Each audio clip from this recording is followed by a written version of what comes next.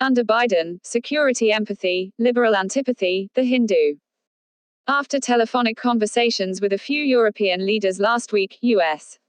President-elect Joe Biden told the media, "I'm letting them know that America is back. We're going to be back in the game." Mr. Biden has signaled that he will revert to the traditional norms and patterns of American foreign policy and, more so, its diplomacy. The abrasive turbulence of the Donald Trump era will give way to calmer and predictable American policies and postures as Mr. Biden will seek to re-establish, in large measure, American involvement in the critical issues of our times. Like Mr. Trump, he will manage China's aggressive rise but in a sober diplomatic style. What New Delhi can expect. How will Mr. Biden impact Indian interests? In particular, how will India handle what can be anticipated to become a strand in Mr. Biden's, the Democratic Party's and the American liberal community's agenda, namely, an emphasis on civil and human rights and freedoms? Specifically, will the Narendra Modi 2.0 government continue to ignore, as it did last year, the concerns expressed in American liberal circles about some of its decisions? Or, will it, in the wake of Mr. Biden's victory, purposefully engage this opinion? There is no doubt that there is bipartisan support for the Indian-American partnership. It is based on a congruence of interests, especially in the security and economic spheres. Mr. Biden is part of the American consensus supporting a deepening of bilateral ties in these areas. India's political and security elites have shed their inhibitions of a closer relationship with America.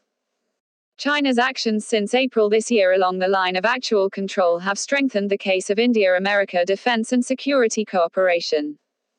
India's signing of all the foundational agreements and its full participation in the Quad did not attract domestic criticism. This would not have been so in the past. It can also be expected that bilateral trade and immigration issues will positively move ahead from an Indian viewpoint under a Biden administration. It is ironic that at a time when Indian and American interests are becoming increasingly congruent in the security sphere, there is a growing perception among American liberals that India is moving away from its foundational moorings.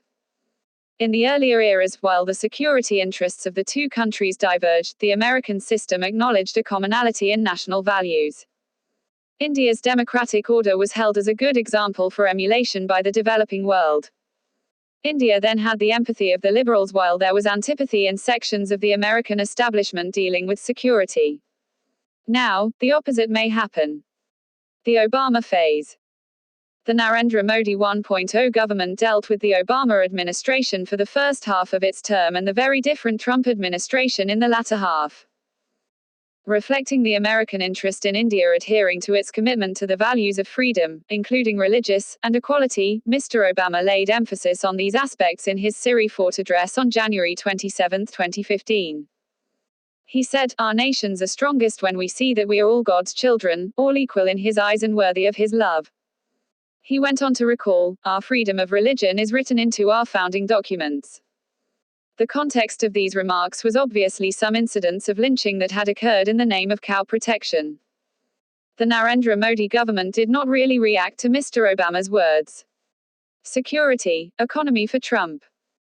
The Trump administration was not concerned about human rights not only during the Narendra Modi 1.0 government but also after Modi 2.0 began.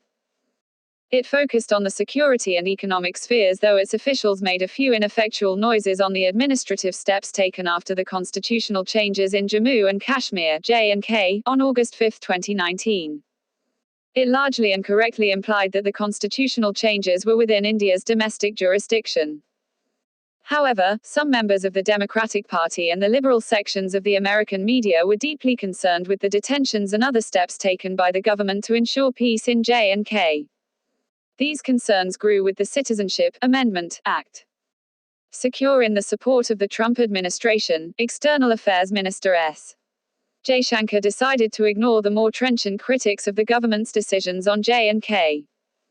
This included Congresswoman Pramila Jayapal, who is of Indian origin and is a left-of-center Democratic Party member from Washington state.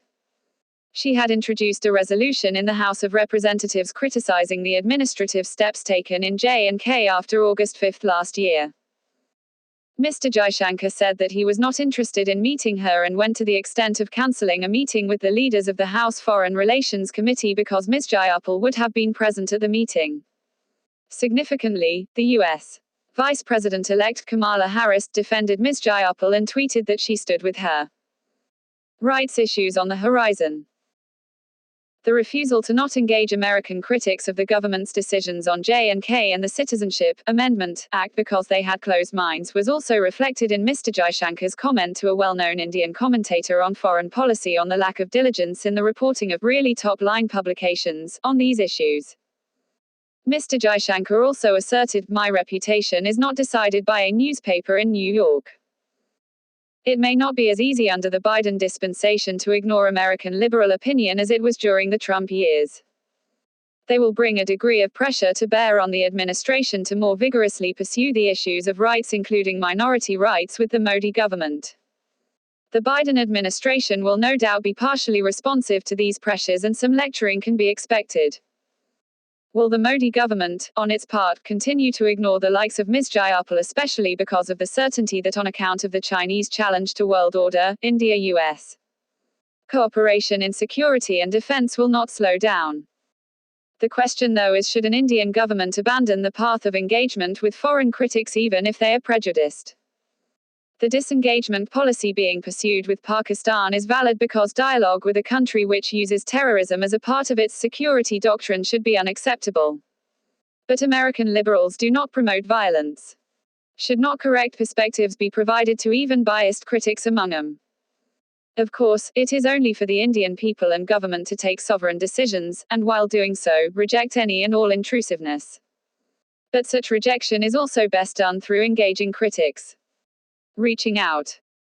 It is sad that Mr. Jaishankar's interlocutor did not probe him on his ideas regarding what he would like India's reputation to be. Also, on the values and systems that have gone into the making of India's reputation. The Sangh Parivar puts a premium on India being recognized as Jagadguru. The Modi government has sought to spread India's soft power with some success. The path to recognition as a guru for India lies through becoming a strong but humane state and achieving the constitutional aspiration of an inclusive and just society. Indeed, these objectives animate Prime Minister Narendra Modi's vision of Sabka Saath, Sabka Vikas, Sabka Vishwas not only for the country but the world.